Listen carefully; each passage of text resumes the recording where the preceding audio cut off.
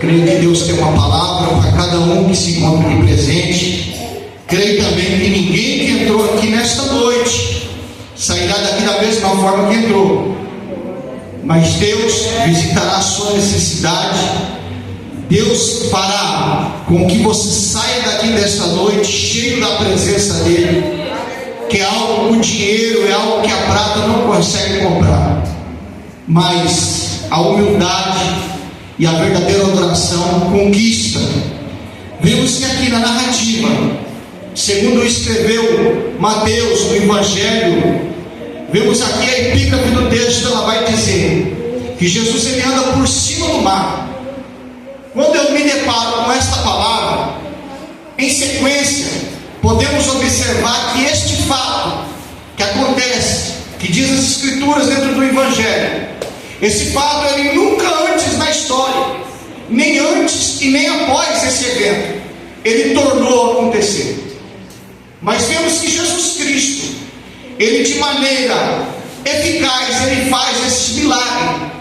Mas quando nós deparamos com essa passagem que está dentro do capítulo 14, nós vemos aqui que vai acontecer 3 eventos, igreja. Eu disse 3 eventos.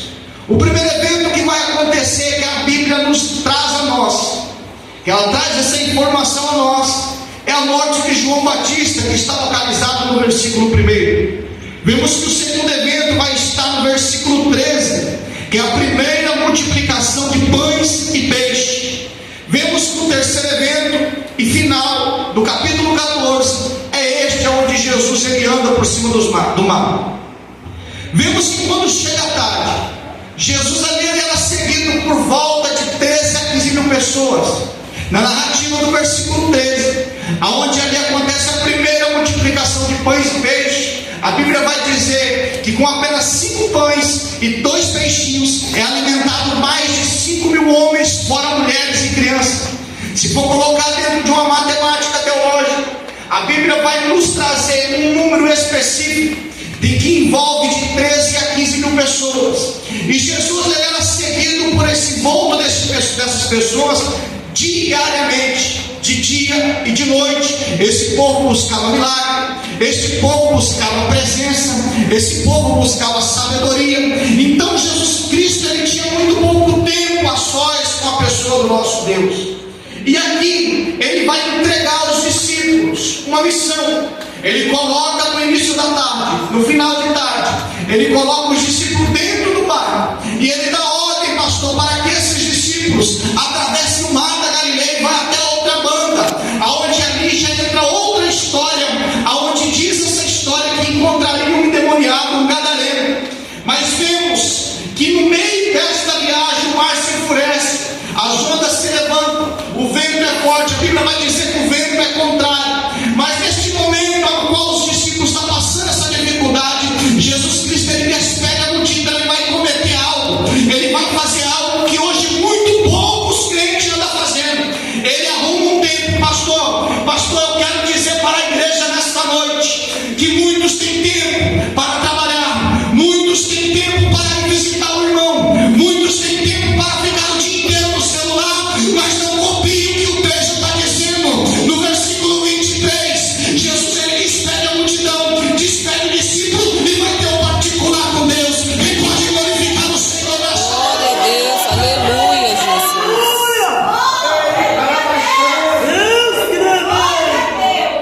Ele arruma um tempo a sós. Vemos que a agenda do Senhor Jesus Cristo ela era completa, ela era cheia. Mas de todos os dias, pastor, a Bíblia vai relatar que ele arrumava um tempo para falar com o Pai. Qual é a dificuldade da igreja do século 21? Qual a dificuldade de orar?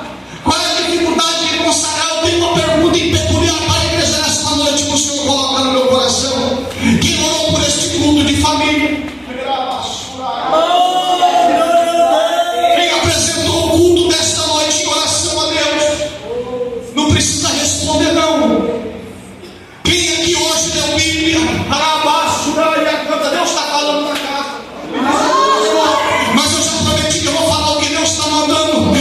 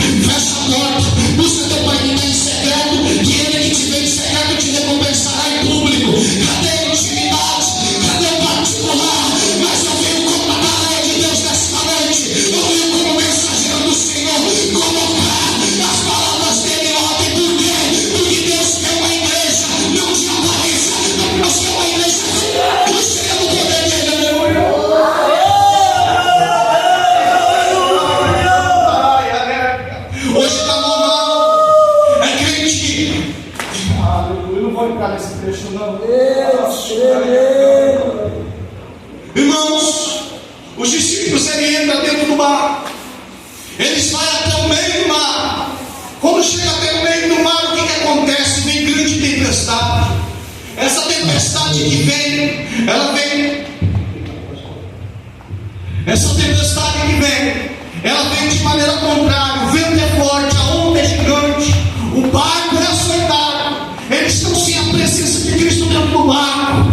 Eu quero dizer para você, igreja, que de certa forma você pode estar passando tempestade, de certa forma você pode estar passando por tribulação. O vento é contrário, está soprando o teu nome na boca do leão, mas eu quero te dizer que quem te chamou foi Jesus Cristo. Eu quero te dizer que quem colocou você no barco foi Jesus, e se Ele colocou você no barco, Ele está no controle da tua vida, Ele está no controle da tua casa, Ele está no controle do teu trabalho, Ele está no controle do teu ministério. Abre a tua boca e glorifica Ele, porque Ele está no controle de tudo, igreja.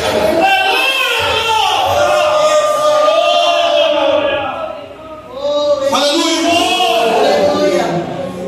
Ei, Carabaxá,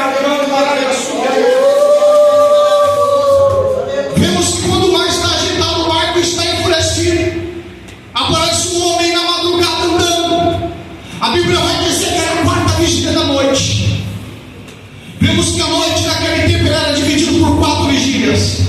A primeira vigília da noite, igreja, ela começava do pôr do sol e ia até as 9 da noite. A segunda vigília da noite é das 9 da noite até a meia-noite. A terceira vigília da noite é da meia-noite às 3 horas da manhã. E a quarta vigília da noite ela pegava das 3 da manhã até uma hora, até o amanhecer do dia. Mas vemos que o Senhor, quando despede os discípulos, eles colocam os discípulos dentro do barco, é no final de tarde.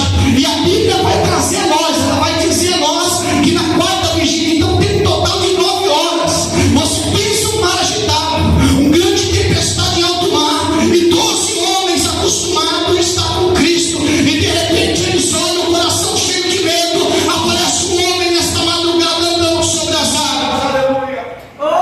Mas o que eles pensam? Qual o primeiro sentimento dos discípulos? Eu falei aqui que aconteceu 3 eventos por esses dias. O primeiro evento foi a morte de João Batista. Evangelho de São Lucas, capítulo 7, versículo 28, a Bíblia vai dizer que nascido por mulher não houve profeta maior do que João, mas o menor do reino é maior. Aqui quem aqui pertence ao reino de Deus, aleluia. Glória a Deus, aleluia, Jesus. O que acontece? João Batista, sua cabeça é cortada e colocada dentro de uma bandeja, é entregue à filha de Herodias. Eles têm no coração a morte de João. Se morreu, pastor, um homem cujo nível de João foi decapitado, Jesus nos entregou aqui no mar para morrermos aqui em meio ao mar. Então o coração deles não estava ligado na primeira bênção, na primeira multiplicação de pães e peixe, mas o coração dele estava cheio de medo. O que eu quero trazer para a igreja? Por que ele está com o coração com medo? Por que desacredita daquele que te vocacionou? Está certo que o vento é forte, mas este que vem andando é mais forte do que essa tempestade. Glória Ele é maior que a a Deus, onda, aleluia. ele é maior que o vento, ele é maior que o mar. Enquanto os discípulos estão com o coração cheio de medo, ele vem andando sobre as ondas, ele está acima do problema que aflige a Deus.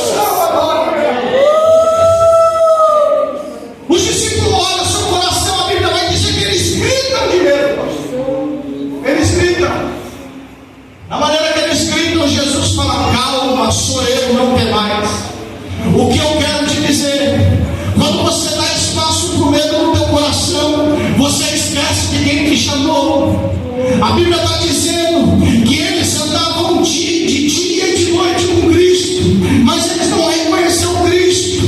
Nós estamos na igreja, nós estamos na consagração da igreja, nós estamos estudando dentro da igreja, não perdemos nenhum culto, mas logo quando vem o primeiro problema, nós esquecemos de quem nos vocacionou. O medo tira a presença de Cristo de nós. Com os discípulos não foram diferentes. No momento que o mar estava agitado, o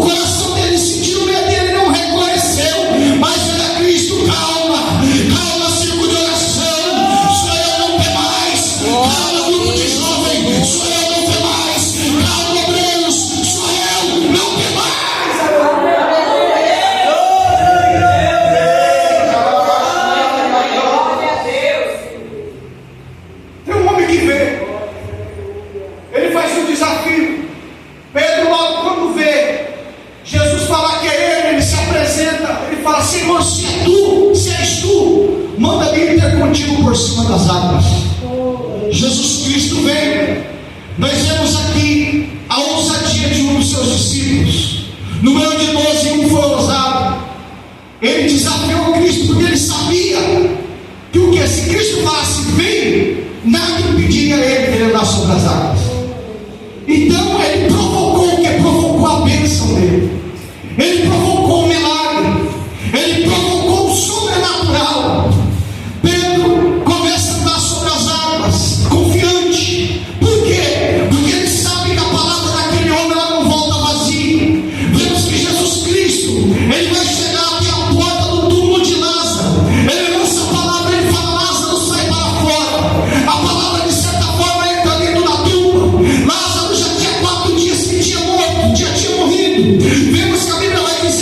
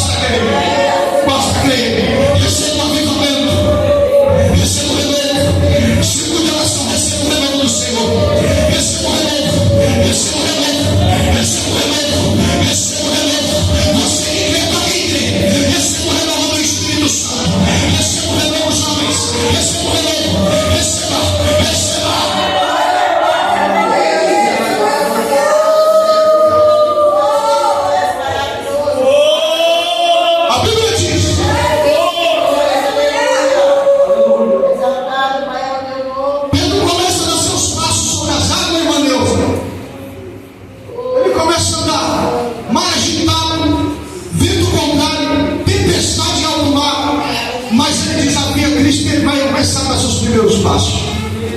O que eu quero te dizer, meu Deus?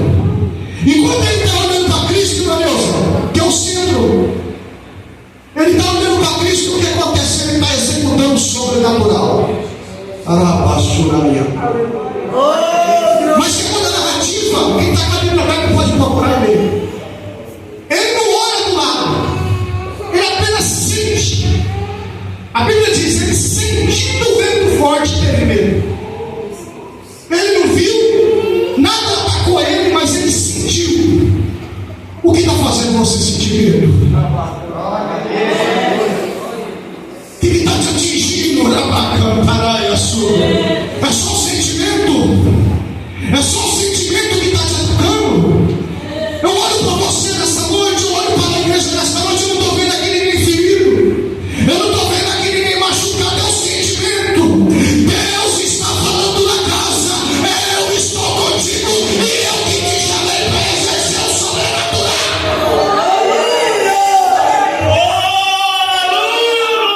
Quando Pedro sente medo, ele dá lugar para não sentir, para esse sentimento, pastor.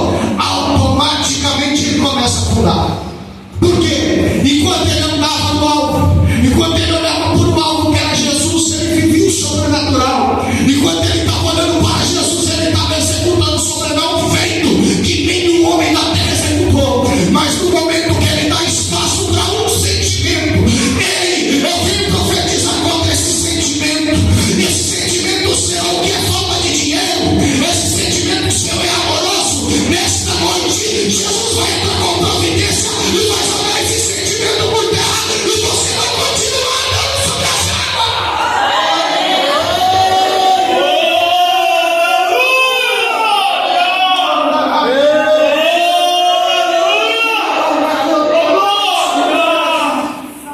Jesus pega a mão. Jesus pega a mão de Pedro no momento que ele está afundado. Um passo importante, pastor.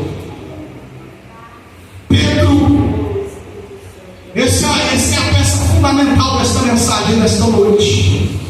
O exemplo de Cristo. Cristo primeiro pega Pedro que está afundando, coloca nos teus ombros, caminha com Pedro, tira ele do buraco, e depois que Jesus vai chamar a atenção de Pedro. Esse é o nosso problema. Quando o irmão está caminhando na fé, e esse mesmo chega a começar a dar um passo e afundar. Antes de nós salvar o irmão, antes de nós dar a mão para o irmão, nós está acusando, nós está atacando. Eu não falei para você, eu não disse que fulano ia cair. Jesus nessa noite está cobrando misericórdia e amor, porque só entende de misericórdia quem um dia precisou dela, só exerce o amor quem um dia sentiu falta do amor. E Deus cobra da igreja um coração misericordioso. Deus não cobra da igreja sacrifício, pastor, mas Deus cobra amor, Deus cobra misericórdia, Deus cobra compaixão. Ei, amarás teu próximo como a ti mesmo, amarás teu próximo como a ti mesmo. Quem ama é rico em misericórdia, quem ama é rico em amor, quem ama não tem prazer na queda, mas tem prazer na evolução com Deus. Quem pode glorificar o Senhor nesta noite?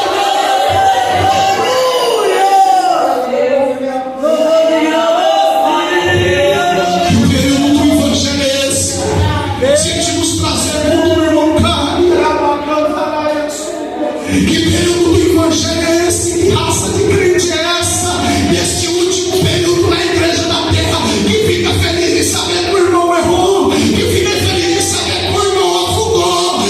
Ei, segue meus passos, andai como eu ando, porque eu sou manso e humilde de coração.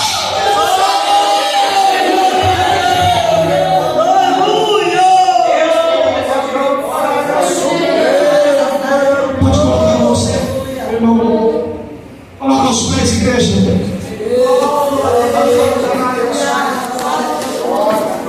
Eu quero convidar aqui à frente você que estava andando, você que estava andando sobre as águas, e por intermédio de sentimento, você chegou a começar a afundar. Não estou dizendo cair. Você que, com o seu entendimento, o seu coração, você sentiu você começou a afundar na fé, eu quero convidar você, porque Cristo vai derramar um avivamento sobre você nesta noite.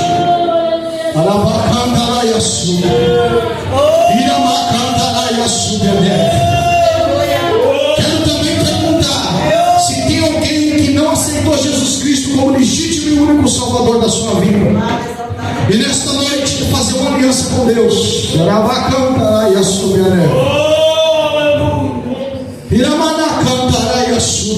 Deus está falando na casa, pastor. Deus começa a falar que tem pessoas aqui que vai aceitar Jesus Cristo aqui hoje, que precisa fazer essa aliança. Eu vou insistir. Você que sentiu no teu coração e fazer aliança, vem fazer, porque o Espírito de Deus está te chamando.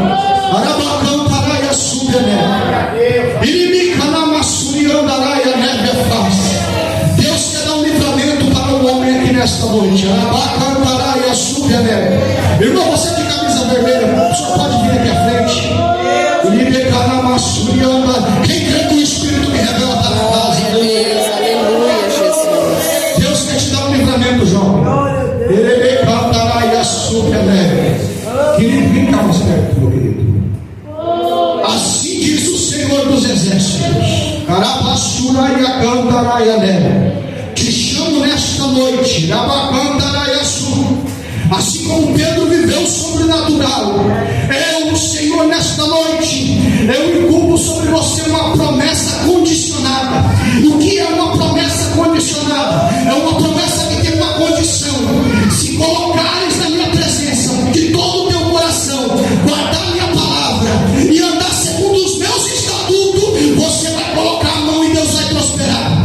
Você vai no trabalho, Deus vai te dar bonança. Será bendita a tua casa, será bendito teus filhos, a tua família será voltada ao Senhor. Mas para isso tem essa condição, tem que viver dentro do Evangelho, não pode afastar. O diabo tem laço para você, rapaz. Deus hoje te chama. Você já é servo do Senhor em Cristo Jesus, você já confessou Cristo. Glória a Deus, que pode glorificar o Senhor nesta noite. Tem alguém doente nesta noite aqui? Pode ficar aqui, meu amigo. Aqui. Tem alguém doente nesta noite com alguma enfermidade? Vem aqui à frente, eu quero estar orando. Pode soltar o louvor.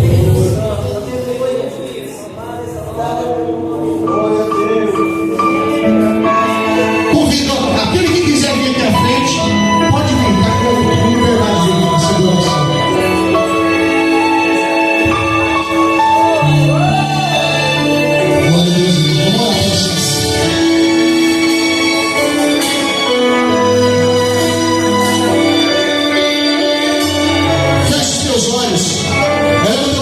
Aos céus nesse momento, escute bem esse louvor. De tanta vergonha eu já estou cansado de viver, suado pra honra a Deus. Será que vou morrer sem conhecer? Dessa vez é diferente, não estou conseguindo reagir a este vento verde.